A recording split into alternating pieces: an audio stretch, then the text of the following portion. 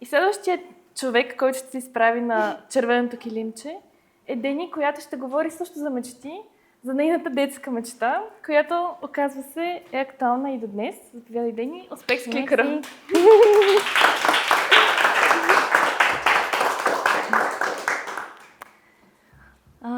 Първо да ви попитам, някой от вас помни ли си детската си мечта? Да. Може да вдигнете ръка, ако искате. Супер! Аз не само помня своята, ами тя е актуална и днес. И сега бих искала да я споделя с вас. Откриване на детска занималня. Вдъхновението ми се роди преди 3 години, когато самата аз имах честта и щастието да стана майка. Личната ми мотивация е породена от любовта ми към децата и от желанието ми да бъда полезна за обществото. Мисията ми е да създам пространство, където децата да учат, да играят и да се забавляват и това да е в безопасна и вдъхновяваща среда. Искам да предложа разнообразни и стимулиращи дейности, които да стимулират социалното, емоционалното и интелектуалното развитие на децата. Искам да създам среда, в която родителите да се чувстват спокойни за безопасността и сигурността и развитието на своите деца. Фокусът ми е предимно към работещите родители, такива като мен и моя съпруг. Бих искала също да осигуря място за деца, те такива, които нямат късмет и няма да имат късмет да бъдат приети в детски учебни заведения поради липсата на свободни места. Моя план има 2 целеви групи. Първата са деца на възраст между 2 и 7 години. Деца с различни нужди и интереси. Втората са родители. Млади семейства в квартала и работещи родители, които търсят да осигурят място за своите деца през деня. За локация е избран един от най-семейните квартали в София, квартал Манастирски ливади. Квартал с липса на зелени площи, детски площадки, квартал с липса на училища и детски градини.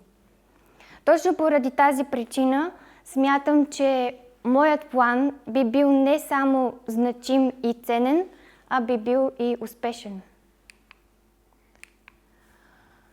Удобствата, с които ще разполага детската занималня, са просторни и светли помещения, зони за игри, разделени на възрастови групи, зала за провеждане на учебни занимания, малка детска площадка за игра и зона за почивка на родителите, тези, които биха искали да останат там с своите деца.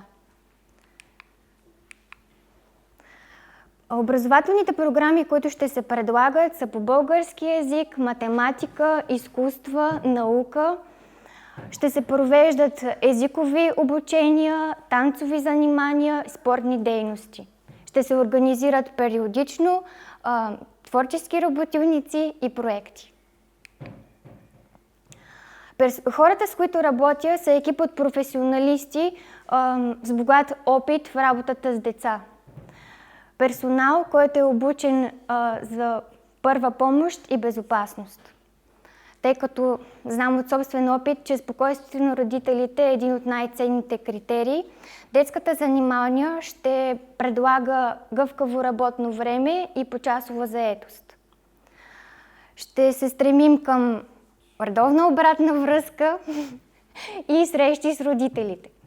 Ще бъде направена и онлайн платформа, където ще се публикуват актуална информация и новини.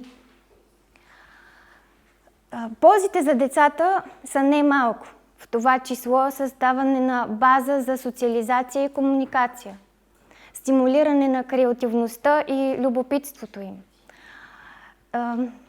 голям брой игри и забавления, създаване на нови приятелства и позитивни емоции. Откриването на детска занималния е моя голяма мечта, която е на път да стане реалност. Аз току-що ви представих своята визия и мини план за развитие. Следващите стъпки са изготвяне на детайлен бизнес план и започване на реализация по проекта. Фокусът ми е предимно за развитието и забавлението на децата, както и подкрепа за родителите. Целта ми е да създам пространство, което да е любимо както на децата, така и на техните родители. Благодаря.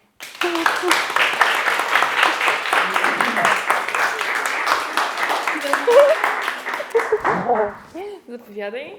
Мерси.